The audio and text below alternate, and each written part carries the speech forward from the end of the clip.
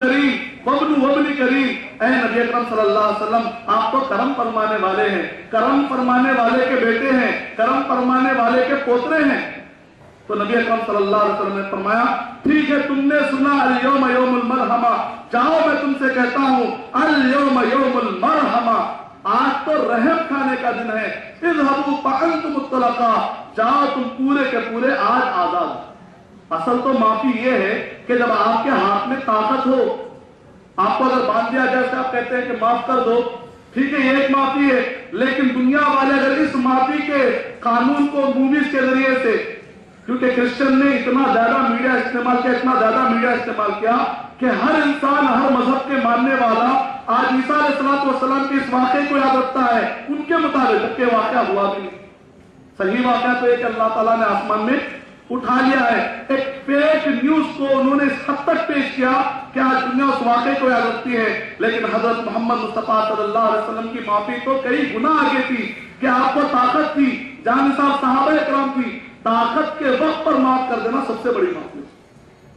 تو نبی اکرم صلی اللہ علیہ وسلم نے کہا اذهبوا فانتم الطلقاء، جاؤ تم پورے کے پورے آزاد ہو۔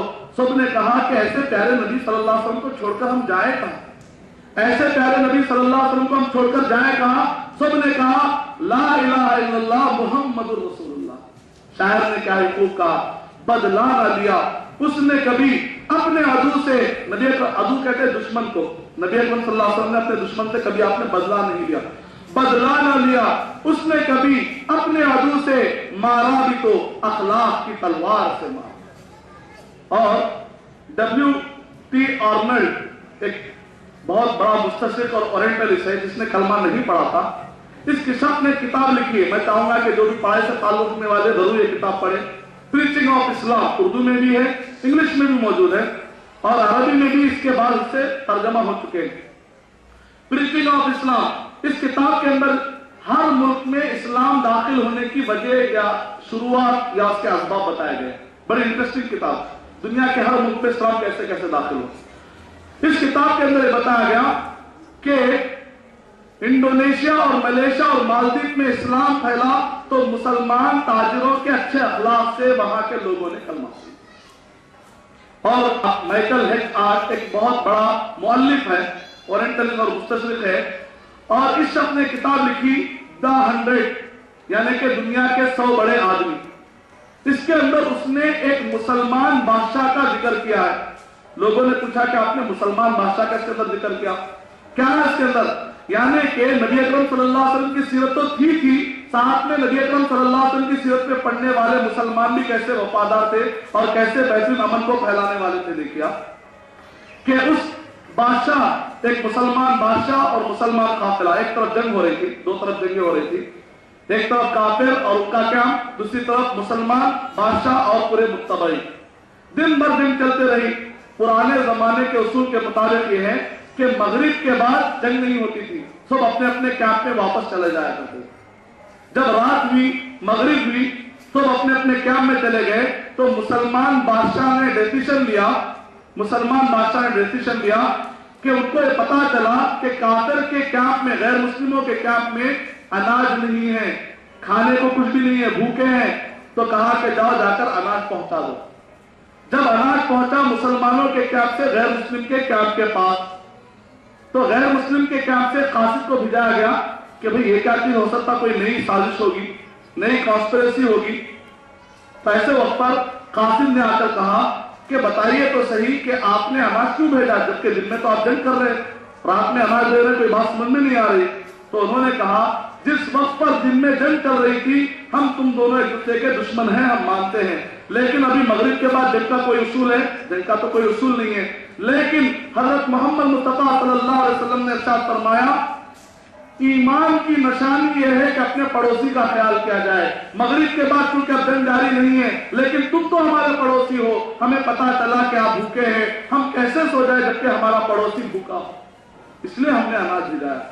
جیسے یہ بات پہنچی غیر مسلموں کے بادشاہ کے پاس تو وہ جو لڑنے آئے تھے وہ سب کے سب انہوں نے کہا لا الہ الا اللہ محمد رسول اللہ۔ یہ واقعے کو نقل کیا مائیکل ہیچ آرٹ نے دا 100 نامی دنیا کے 100 بڑے آدمیوں کے اس کتاب کے اندر۔ ایسے سارے واقعات ہم کو دیکھنے کو ملتے ہیں.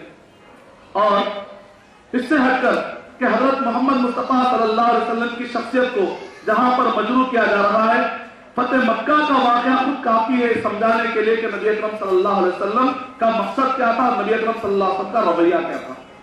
اب آئیے دوسری چیز جو زیادہ بدنام کی جاتی ہے وہ ہے قرآن مجید.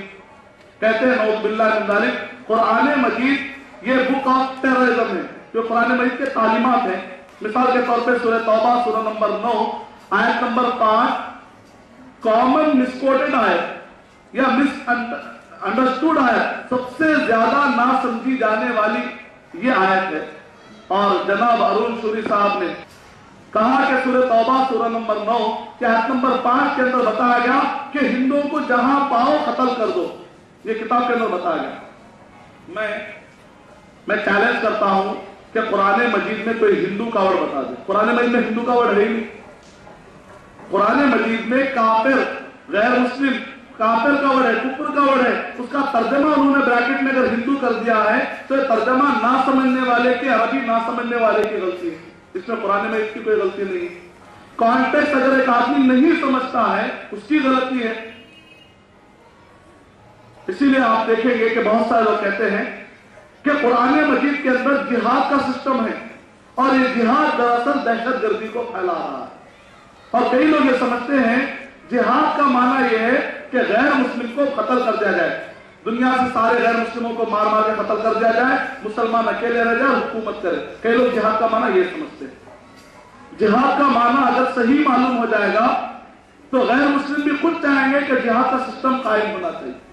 اور یہاں پر میں بڑے واضح الفاظ میں یہ کہنا چاہوں گا، قرآن مجید سے اگر کوئی آدمی دہشت گردی ثابت کرنے کے لیے تیار ہو جائے تو میں اس سے اوپن چیلنج دیتا ہوں. کسی بھی ملک کا رہنے والا ہو، کہیں کا بھی رہنے والا ہو، مجمع میں رہنے والا ہو، سننے والا ہو، میں سارے ان لوگوں کو کھلا چیلنج دیتا ہوں کہ وہ مجھ سے ڈیبیٹ کر لے. کہ اگر وہ کہتے ہیں کہ قرآن مجید کے اندر فلاں ہے جو ہمیں دہشت گردی سکھاتی ہے، میں اس سے کھل کر ڈیبیٹ کرنے کے لیے تیار ہوں. میں چیلنج کرتا ہوں کہ قرآن مجید میں ایسا کوئی معاملہ یا تعلیم ہے ہی نہیں. اصل مسئلہ یہ ہے کہ لوگ ٹرانسلیشن سے سمجھتے ہیں. آپ کو معلوم ہے اورینٹلسٹ نے 75 زبانوں میں قرآن مجید کے اورینٹلسٹ نے ترجمے کیے ہیں. فرانس میں، انگلش میں، جرمنی میں کئی زبانوں میں ترجمے کرتے ہیں اور ٹرانسلیشن میں وہ لوگ اپنا لفظ بڑھا دیتے ہیں. مثال کے طور پر آپ نے دیکھا ہوگا جہاد کا میننگ بعض جگہوں پہ آپ کرتے ہیں ہولی وار.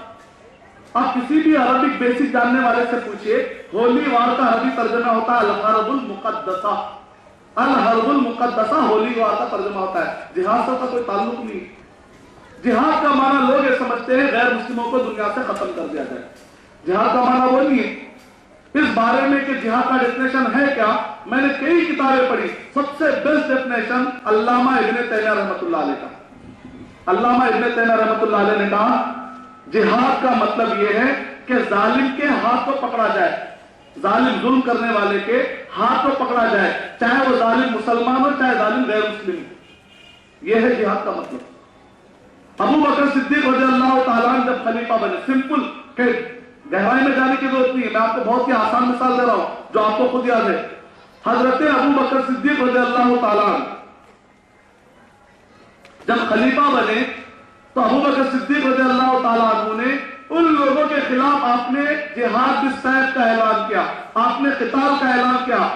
واللہ لأقاتلن، میں ضرور جہاد بالسیف کروں گا، قتال کروں گا ہر شخص کے خلاف جو نبی اکرم صلی اللہ علیہ وسلم کے زمانے میں زکات دیا کرتا تھا اور آج وہ زکات دینے سے انکار کر رہا ہے. میں اس کے خلاف قتال کروں گا، جہاد بالسیف کروں گا. زکات مسلمانوں سے لی جاتی ہے غیر مسلموں سے؟ زکات کس سے لی جاتی ہے؟ مسلمانوں سے غیر مسلموں سے؟ مسلمانوں سے لی جاتی ہے. یہاں پر ابو بکر صدیق رضی اللہ عنہ جہاد بالسیف